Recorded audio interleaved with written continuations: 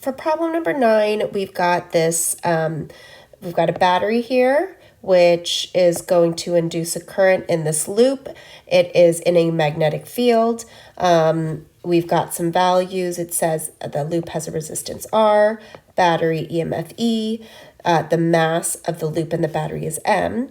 And the first thing we're looking at is the current in the loop. Well, you guys should already know because of our circuits unit that we always go with the convention, which is out of the positive and into the negative, which means our current is going to be counterclockwise.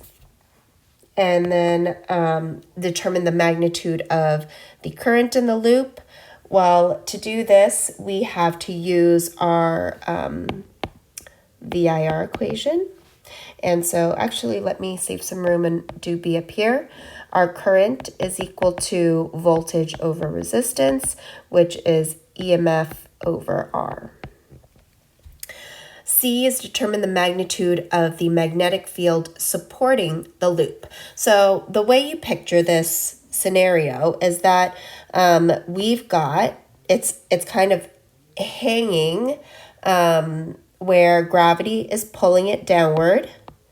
And since it's a current within a magnetic field, we've got a magnetic force pulling it up. And just to make sure we can use the right-hand rule, up here at the top, we know that the sides here are going to be equal and opposite because we've done previous problems. But at the top, if we have a current going to the left and a magnetic field's coming out, we're going to experience a magnetic force pulling up. So in order for it to be suspended, it's got to be equal and opposite to our gravity. So we already did B, determine the magnitude of the magnetic field supporting the loop. So here we have the fact that our magnetic force is equal to the force of gravity, and we are trying to solve for magnetic field, so ILB is equal to mg, and our B is equal to mg over IL. Our I is epsilon over R, and our M is big M. So we get mgr over epsilon L. The next one says a small amount of mass is added to the loop, causing the loop to move downward and reach a terminal speed in a short period of time. So the top side of the loop stays in the field. Determine the induced EMF in the loop.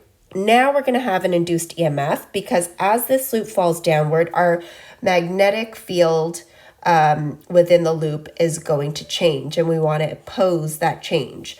So the induced EMF is going to be d flux dt, and the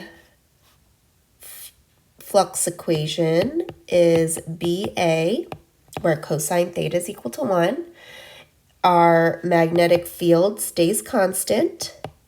And if we look at this, RL also stays constant.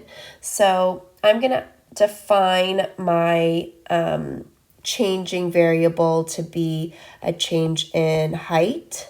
So we could call it DH or dy, however you want to define it. But the area is length times width. The length stays the same. The width changes, so we'll call it dh, and all over dt, because I still need to include that. This is equal to a velocity, so BLV is equal to our EMF. We'll not worry about the direction until later. The next question is determine the net current in the loop. So we've got I is equal to EMF over R. EMF is BLV over R. That's easy. but the current is the current that we've created is the current induced. What we also have is a current by the battery. So if it's asking for the net current, we need I of the battery plus I induced, and we have I of the battery up here, which is EMF over R, plus the I induced, which we just defined. And so you can write it as EMF plus BLV over R. And then last but not least, determine the small mass M added to the loop. So we don't have any number values, so we're just going to use variables. We know that the magnetic force is equal to mass times gravity, which is now M plus mg. And we also know that the total current is this equation. So E plus BLV over R times L, which is just that length of that one segment. And then B is equal to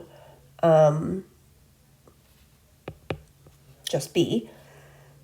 That whole thing is equal to M plus mg.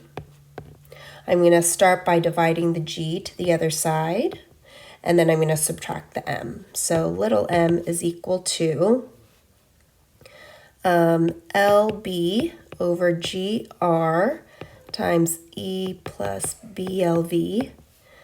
This whole thing minus big M is equal to little m. And some version of that equation is perfectly fine.